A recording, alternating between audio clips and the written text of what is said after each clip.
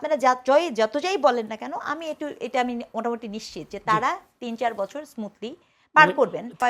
হুমায়রা নূর, পররাষ্ট্র উপদেষ্টা তৌহিদ হোসেনের কাছে জিজ্ঞেস করা হয়েছিল প্রশ্ন যে জুলাই অভ্যুত্থানে ডিপ স্টেট সক্রিয় ছিল কিনা। সেই প্রশ্নের জবাবে তিনি বলেছেন, ডিপ স্টেট পৃথিবীতে সব ঘটনার সাথে জড়িত থাকে, ডিপ স্টেট যুক্ত হয় তবে স্রোতের বিপক্ষে নয়, তারপরে তারা সেটিকে ম্যানিপুলেট করে।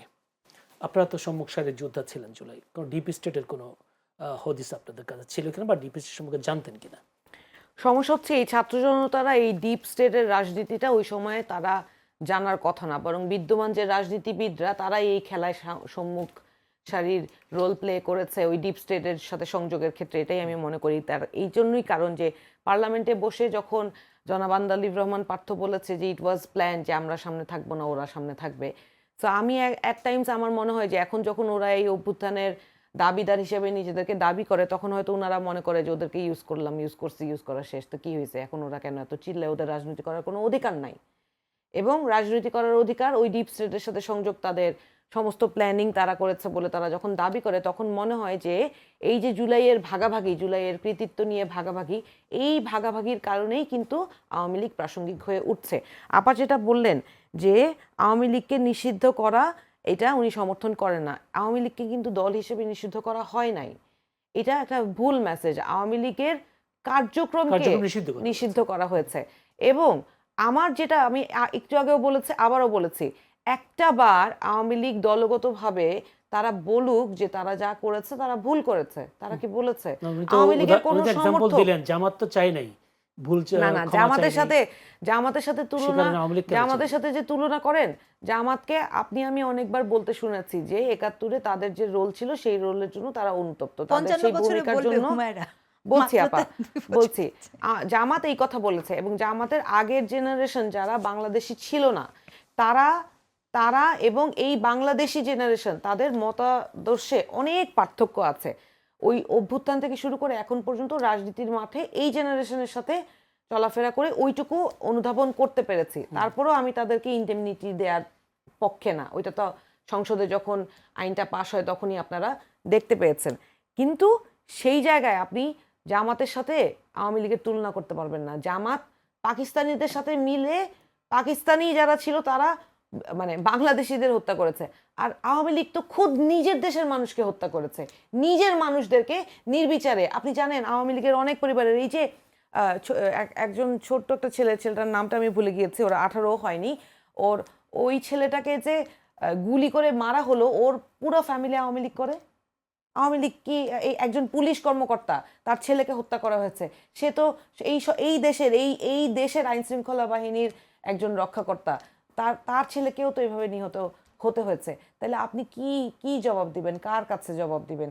এই মা বাবাগুলো তো আপনার দল করতো, এই মা বাবাগুলো তো এই দেশের মানুষের রক্ষার দায়িত্বে ছিল, তাদের কাছে আপনার জবাব আছে? শুনেন, ওই যে truth and reconciliation, truth and healing বলি, ওইটা সবার আগে বলতে হবে। এটা ছাড়া আওয়ামী লীগের রাজনীতি ফিরা না ফিরা, তারা এগিয়ে গিয়েছে পিছিয়ে গেছে। আপার একটা কথা আমার খুব মানে ধাক্কা লাগলো যে আওয়ামী লীগ আস্থা অর্জন করছে, যে কথাটা বললো। আওয়ামী লীগ কোন ভালো কাজটা করে আস্থা অর্জন করেছে? মানুষের ওই যে গোল্ডফিশ মেমোরি, বলছি যে পুরনো সংস্কৃতি ফিরে আসছে। শুনেন, আমি একটা কথা বলি, আমি তো বারবার বলছি যে সরকার বিরোধী দলকে কন্ট্রোল করতে না পেরে আওয়ামী লীগকে প্রাসঙ্গিক করছে। এইটা সরকার যে 3 মাসে ব্যর্থ হয়েছে বলে আগামীতেও ব্যর্থ হবে, এইটা তো আমি বিশ্বাস করি না। কারণ এই সরকার যখন দায়িত্ব নিয়েছে, তাদেরকে আমরা যে সমালোচনা করি, আমরা কি সমালোচনা করি শুধু বিরোধী দল হিসেবে? আমরা তাদের সমালোচনা করি যাতে তারা সাবধান হয়।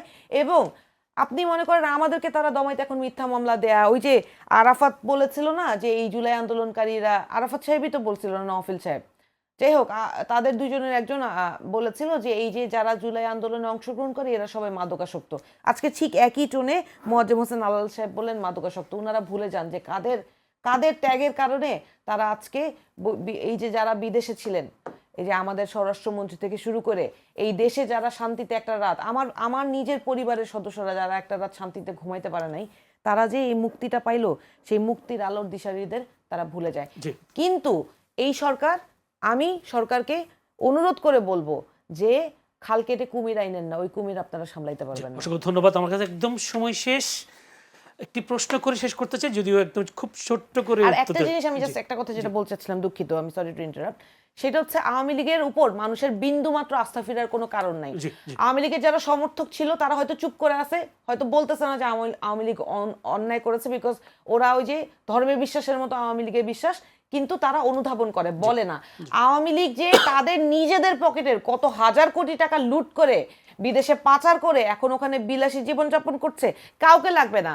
ওই যে ওই নারায়ণগঞ্জের ওই ভদ্রলোক আছে না, মাফিয়া জি, শামীম ওসমান, এই ভদ্রলোকের যে জীবনযাপন বিদেশে, ওইটুক দেখলে আওয়ামী লীগের যারা এখনো ওই যে আপা বললেন আস্থা, ওই আস্থার জায়গা ওদের সব বেলুনের মতো অসংখ্য ধন্যবাদ।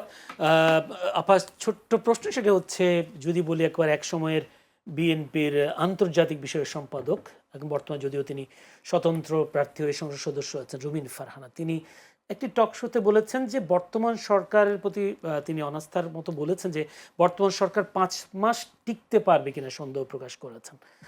আপনি কি বলবেন আসলে, ছোট করে যদি বলেন? না, আমি শুধু ওটাই বলবো, মানে রুমিন ফারহানের বক্তব্যটা সম্ভবত তিনিও এক ধরনের বিরোধী দলের পারফরমেন্স করছেন, তো সেই জায়গা থেকে ওনার এটা বলার কথা। কিন্তু আমার চিন্তাধারা বলে এই গভর্নমেন্ট আগামী 3-4 বছর স্মুথলি যাবে, হয়তো অনেক কিছু যাবে, বাট যাবে।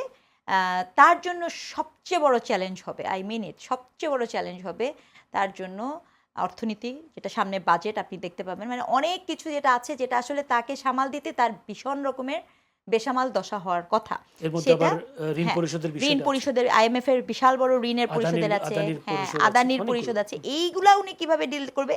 এবং on top of that Sheikh Hasina যেটা মামলার ব্যাপার, এইটা ফেরত আসা, ধরেন চলে আসলে পরে তো ভয়ঙ্কর চাপে পড়ে যাবে এই সরকার, খুবই সত্য কথা। তার কারণ হচ্ছে সে ওই ফাঁসি এক্সিকিউটের চাপেও পড়বে, আবার এক্সিকিউশন করতে পারবে কিনা ইত্যাদি ইত্যাদি, বা মামলা কীভাবে যাবে সেটা পরের প্রসঙ্গ। কিন্তু এগুলো সব একটা পলিটিক্যালি, কিন্তু আমি চাই, একজন নাগরিক হিসেবেও চাই, গত 1.5 বছর 2 বছর ধরে আমরা ভীষণ রকমের অর্থনৈতিক অস্থিতিশীলতার মধ্যে দিয়ে গেছি। আমিও চাই এটি একটি নির্বাচিত গভর্নমেন্ট, এবং আমি এটা মনে করিয়ে দিতে চাই যারা এই ধরনের পলিটিক্যাল কথা বলছেন, এটা মনে রাখা প্রয়োজন, এটি একটি 2/3 ভোটে নির্বাচিত একটি সরকার, এবং সেই সরকারটি আপনারা যত যাই বলেন না কেন, এটা আমি মোটামুটি নিশ্চিত যে তারা 3-4 বছর স্মুথলি পার করবেন। 3-4 বছর মানে তার মানে তো ওরা 5 বছর কভার করতে না, আমি বলেছি টেনিউরটা, মানে টেনিউরটা কভার করবেন, এবং তারপরে যেটা স্বাভাবিক প্রসেসে আসার কথা সেটাই আমার কাছে আমার কাম্য। জি, অসংখ্য ধন্যবাদ দুজনকে। ডক্টর রিজওয়ানা করিম স্নিগ্ধা, অধ্যাপক জাহাঙ্গীরনগর বিশ্ববিদ্যালয়, অ্যাডভোকেট হুমায়রা নূর, যুগ্ম সদস্য সচিব, জাতীয় নাগরিক পার্টি NCP, দুজনকে অসংখ্য ধন্যবাদ আজকে অনুষ্ঠানে সময় দেওয়ার জন্য।